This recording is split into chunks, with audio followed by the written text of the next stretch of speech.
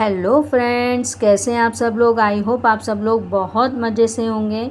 आज जो मैं आपके सामने रेसिपी लेके आई हूँ, क्या है फ्रेंड्स कि गर्मियों की छुट्टियाँ चल रही हैं, तो उसके रहते गेस्ट वगैरह आए हुए होते हैं, तो हमें घूमने जाना होता है। वैसे तो इतनी गर्मियाँ हैं, जाने का मन ही नहीं करता, लेकिन हमें घूमने जाना होता है या फिर कहीं शॉपिंग वगैरह करने जाता है, तो ऐसा लगता है कि कुछ ऐसा बना लें सुबह से कम 5-6 घंटे तक भूख ना लगे। और जो मैं अधिकतर ट्राई करती हूँ, तो मैंने सोचा क्यों ना आपके सामने शेयर करूँ।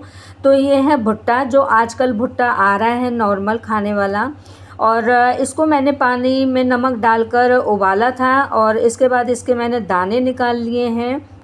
और ये है फ्रोज़न मटर, और ताज़ी मटर तो इस टाइम नहीं आ रही है, तो इसको मैंने बॉईल कर लिया है। और ये है खोआ, थोड़ा सा खोआ है। और ये है पनीर, और इसके अलावा ये है उबले हुए आलू, और जो ये बॉयल मटर है, इसको हम दबा दबा के क्रश कर लेंगे।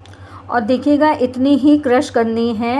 एक हम फ्राइंग पैन लेंगे और इसमें 1 सर्विस स्पून सरसों का तेल डालने के बाद इसमें 1/4 टेबल स्पून डालेंगे हम जीरा। और जीरा चटकने के बाद आलू छीलकर और फोड़कर उनको डाल देंगे हम।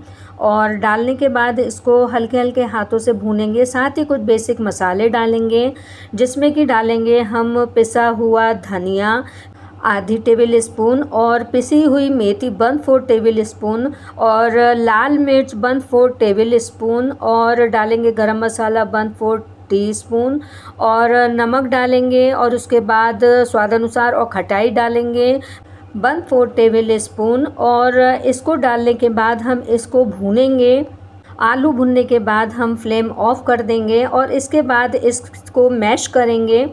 इसके बाद जो हमने मटर मैश की थी, इसमें बेसिक मसाले डालेंगे, जैसे धनिया आधी टेबल स्पून, और डालेंगे लाल मिर्च 1/4 टेबल स्पून, और गरम मसाला 1/4 टीस्पून। नमक डालेंगे टेस्ट के अनुसार, बहुत थोड़ा डालेंगे क्योंकि हमने आलू के पेस्ट में भी डाला है।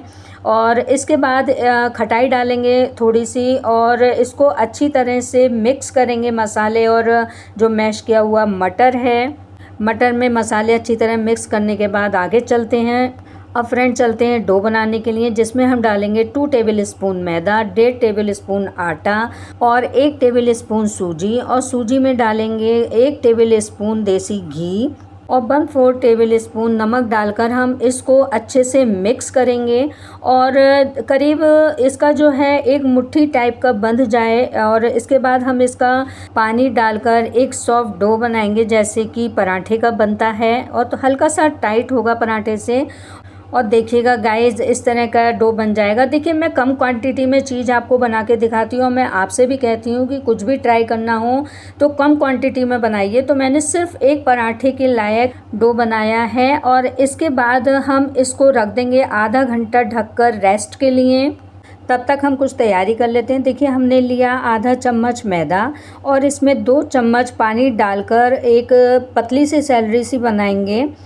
और देखिए, आधा घंटे के बाद हमने इसका प्लेट हटाई और इसके बाद देखा तो ज़्यादा फर्मेंट नहीं हुआ है, पर सही बन गया है जैसा कि हमें चाहिए। और इसके बाद हमने इसके 5 पीसेस किए बराबर बराबर, और देखिए इक्वल हमने 5 लोई बनाई। और फिर सूखी मैदा की हेल्प से हम इसकी पतली पतली चपाती टाइप की बेलेंगे, और जितनी पतली हो सके उतनी पतली बेलिएगा आप। और 5 चपाती बेलने के बाद देखिए, हमने इस तरह से मैंने कटोरे के चारों तरफ ही रख दी थी, और नीचे मैदा फैला देंगे हम, जिससे चिपके नहीं। और इसको एक चपाती रखने के बाद इसके ऊपर हमने जो आलू की जो पिट्ठी बनाई थी, या जो हमने मिक्स बनाया था आलू का, हमने उसको फैलाया पूरे बीचों बीच। और मतलब इतना हम किनारा रहने देंगे कि हम दूसरी चपाती इस पर चिपका पाएँ। और इस तरह से हमने देखिए पूरे पे हमने फैलाया, और जो मैदा और पानी की हेल्प से हमने सैलरी सी बनाई थी, घोल बनाया था, उसको हमने जितने किनारे रह गए थे नीचे चपाती के, उसके हमने चारों तरफ उसको लगाया।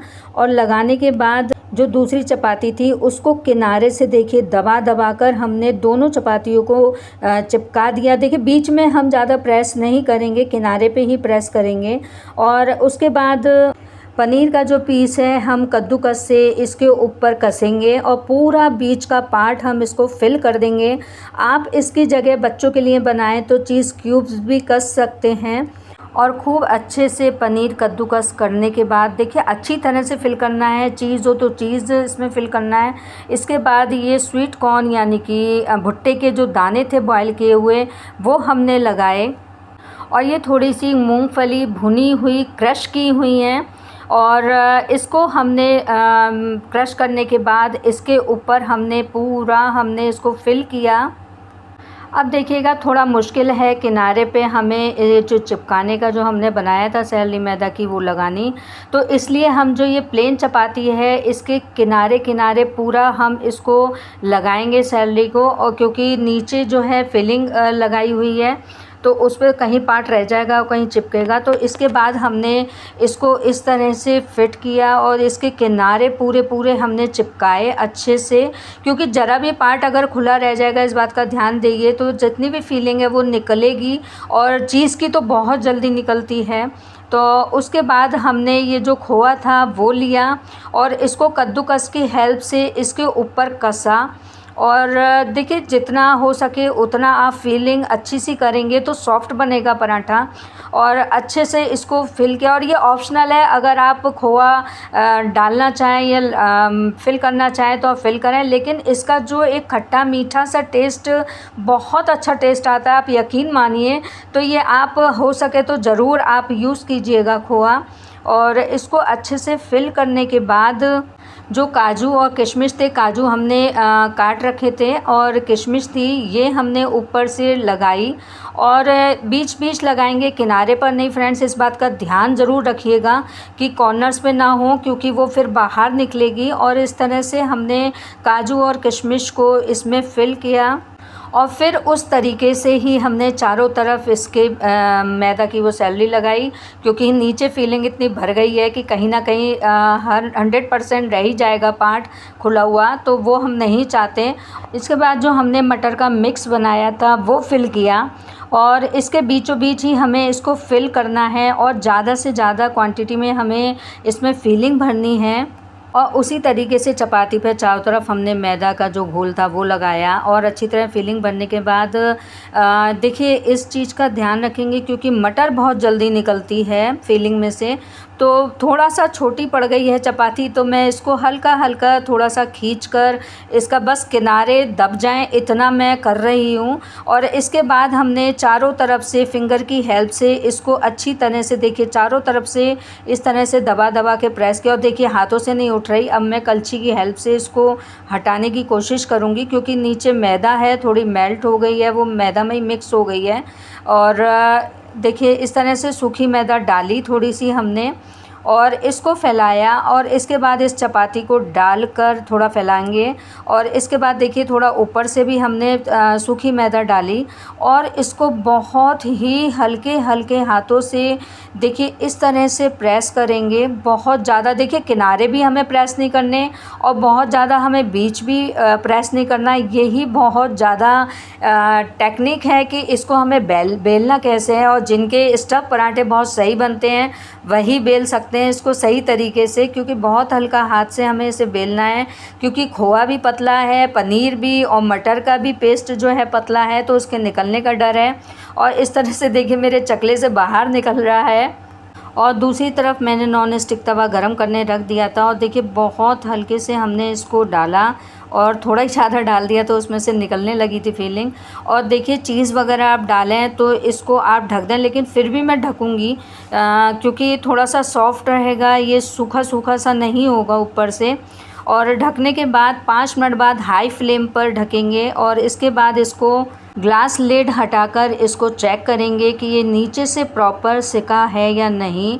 और देखिए बहुत हल्के से देखेंगे, देखिए बहुत हल्के हाथों से, मैं हाथों से ही पलटूंगी क्योंकि कलछी से मैं रिस्क नहीं लेना चाहती क्योंकि बहुत सॉफ्ट होता है ये पराठा। और इसके बाद इसको हम घी लगाकर, देखिए मैं तो देसी घी लगा रही हूँ, अगर आप बटर या रिफ़ाइंड जिसमें भी आप सेकना चाहें तो आप इसमें सेक सकते हैं, पर इसको आप पलटिए बहुत ध्यान से फ्रेंड्स। क्या है, अगर आप मक्खन से सेकेंगे तो बहुत ज़्यादा यम्मी टेस्टी लगता है। मेरे पर अभी मक्खन अवेलेबल नहीं है तो मैं देसी घी से ही सेक रही हूँ, और बहुत हल्का हल्का लगा के जितनी इसमें ज़रूरत है उतना ही आप लगा कर सेकिएगा। और गाइस सेकते टाइम आप ये ध्यान रखिएगा, इसको अलटिए पलटिए कम, बस कलछी की सहायता से थोड़ा सा आप उठा के देख लीजिए कि सिका है या नहीं, और सिक गया है तो आप पलटिए, वरना आप देखकर थोड़ा आप सिकने दीजिए लो मीडियम फ्लेम पर, क्योंकि अंदर की जो सिकाई होगी, जितना भी हमने फिलिंग की है वो लो मीडियम फ्लेम पर ही होगी। तो लीजिए गैस, तैयार हो गया रॉयल मुगलई पराठा चटनी और सौंठ के साथ, और बच्चों को आप सॉस के साथ भी दे सकते हैं। और इस तरह से देखिए तीनों लेयर दिख रही हैं, और इसकी आगे मिलते हैं इंटरेस्टिंग टॉपिक पे, इंटरेस्टिंग वीडियो पे। कैसी लगी आपको वीडियो ज़रूर बताइएगा। So take care, bye bye.